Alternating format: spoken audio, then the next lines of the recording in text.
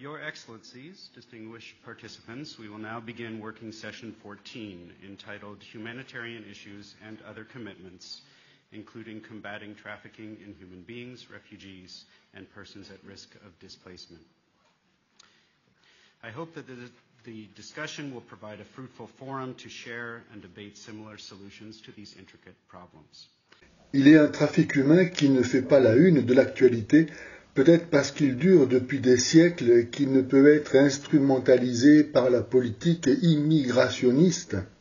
C'est celui du rapt, de la conversion forcée et du mariage de jeunes filles chrétiennes en pays musulmans. Chaque année, au Pakistan, en Égypte et ailleurs, des centaines de chrétiennes, entre 12 et 25 ans, sont kidnappées, converties à l'islam et mariées de force à un musulman. Elles sont prises pour cible en tant que femmes et en tant que chrétiennes. Si le musulman ne peut avoir plus de 4 épouses légitimes en même temps, il peut avoir autant d'esclaves sexuels qu'il veut, qu'Allah lui commande de battre si elles ne lui obéissent pas. Et d'autre part, les chrétiennes étant condamnées à l'enfer parce que chrétiennes, il fait une bonne action s'il les convertit à l'islam. Les chrétiens sont sans défense. Lorsque la famille va porter plainte pour enlèvement ou viol, le kidnappeur lui aussi porte plainte au nom de la jeune fille enlevée contre la famille chrétienne, l'accusant de harceler leur fille, convertie et mariée volontairement.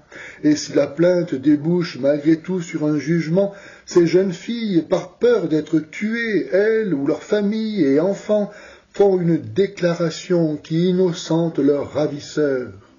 Le rapport annuel de Mouvement pour la solidarité et la paix précise qu'après leur enlèvement, ces femmes sont victimes de violences, viols, prostitution forcée, trafic d'êtres humains et autres abus.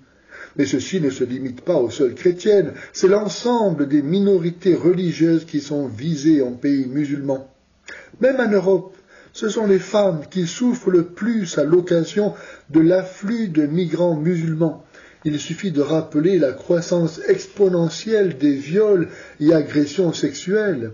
Comment oublier les fillettes de Telford ou de Rotherham réduites à l'esclavage sexuel dès l'âge de 11 ans par des musulmans d'origine pakistanaise grâce au silence de la police et des notables craignant d'être accusés d'islamophobie et de racisme s'ils dénonçaient les faits. Si donc le combat pour faire disparaître cet abominable trafic humain paraît compromis, ce n'est pas...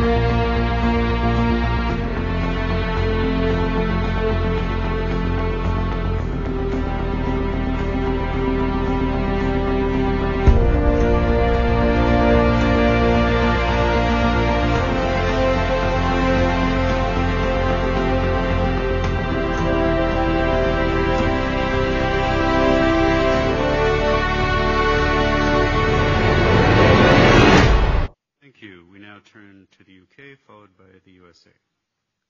Thank you, and I'm replying to the representative from Salud et Miséricorde, who raised the terrible cases of child sexual abuse in Telford and Rotherham. Child sexual exploitation and abuse is not exclusive to any single culture, community, race or religion. It happens all over the world, in all areas of every country, and it can take many forms. However, political and cultural sensitivities must never get in the way of preventing and uncovering child abuse. So because of that, the new UK Centre of Expertise on Child Abuse is conducting research into offenders' motivations so that we can better understand and target different forms of offending and keep children safe. Thank you.